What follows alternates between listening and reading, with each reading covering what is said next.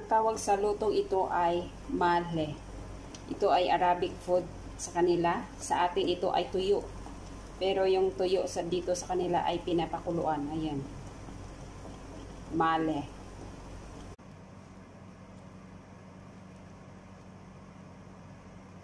Tatanggalin ang buto. Buto-buto. Yung tinik pala.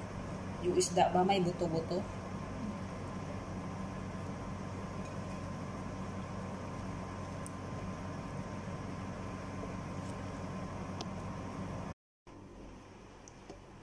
Ayan, ito na ang isda, yung mahle. Lagyan ko na siya ng maninipis na red onion at saka yung chili.